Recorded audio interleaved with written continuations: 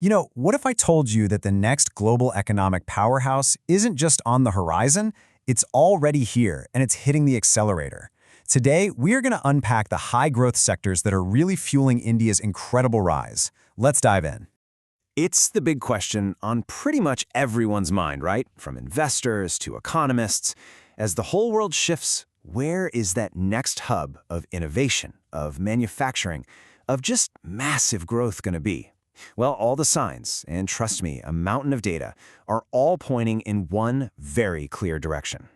So let's just start with the headline number, over 7%.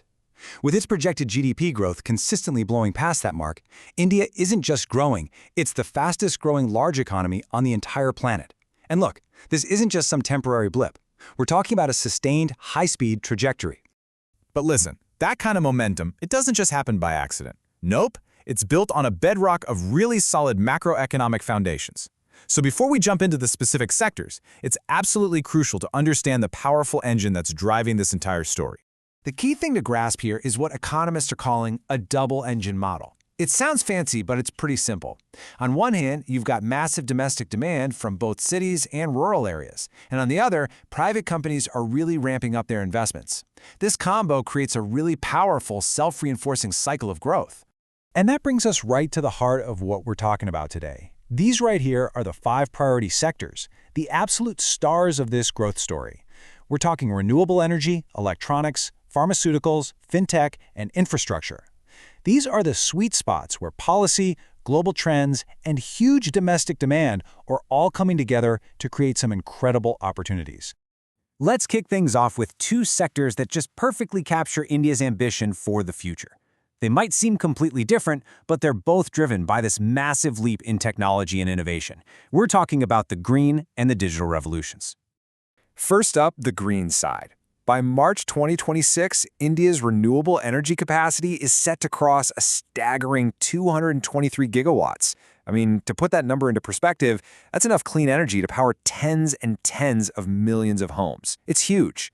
And that massive scale, it puts India firmly on the global stage. It's now the 3rd largest renewables market in the world, right behind China and the US. And the main driver for this has been a relentless, absolutely massive build-out of solar power, which is making clean energy a real cornerstone of the economy. Okay, now let's flip over to the digital revolution. By 2035, India's financial technology, or fintech, market is projected to be worth at least $150 billion. That's not a small number. This is a complete transformation of how money moves in the world's most populous country.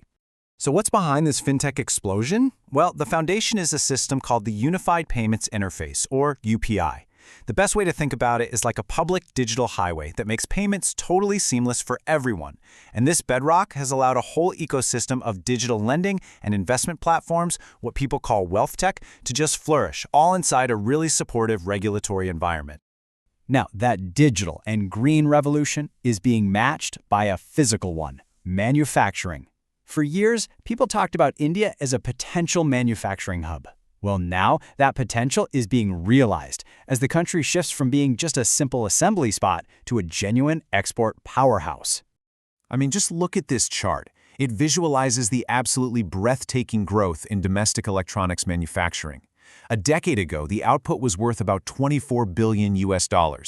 Today, it's projected to smash through $135 billion.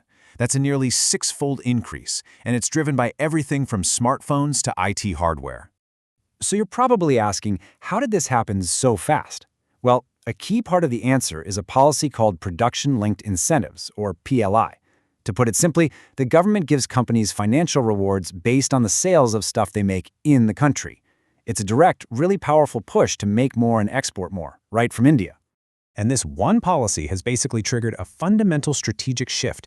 The old way of doing things was all about importing parts just to serve the local market. The new, PLI-driven model, it's all about building entire value chains inside India with a crystal-clear focus on exporting to the rest of the world. This export-first mindset is also supercharging another critical manufacturing sector, pharmaceuticals. India is already known as the pharmacy of the world, and its pharma market is on a path to more than double in size by the end of this decade. To really get why India is so important here, just look at these numbers. The country makes 20% of all generic drugs on the planet. By volume, it's the third largest market anywhere, and this one's a big one. It supplies about 65% of all generic drug imports to the United States. That makes it an absolutely critical player in global health, no question about it. Okay, so we've seen green and digital innovation, and we've seen a manufacturing boom. But none of that can happen without a strong foundation to build on. Our final theme is the physical infrastructure that underpins all this other growth. And the numbers here tell a story of consistent, massive investment. The infrastructure sector is projected to more than double in size in less than a decade, hitting almost $500 billion by 2032. This isn't a short-term fix. This is a sustained, long-term national project.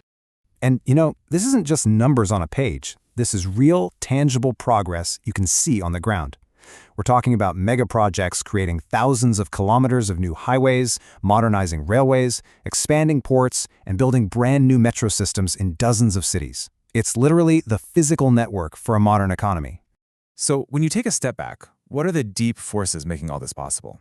Well, first, you have these incredible demographics with over 600 million young people. Second, the economy is becoming more formalized through things like a unified tax system and digital payments. Third, you've got this world-class digital backbone, the India Stack. And finally, a big one, global companies are actively looking to diversify their supply chains, a trend people call China Plus One. This all comes together in a policy environment that analysts describe as, well, you can see the quote. Basically what they're saying is you've got the central bank supporting growth while the government is spending its money wisely on long-term projects that'll pay off for years to come. For investors, that's a really powerful combination. Which brings us to our final question. When you combine those 5 high-growth sectors we've talked about with these deep structural forces and a really supportive policy mix, you've got a truly compelling case. The signs are all there, which leaves us to wonder, is the Indian decade no longer a question of if, but really just a question of when?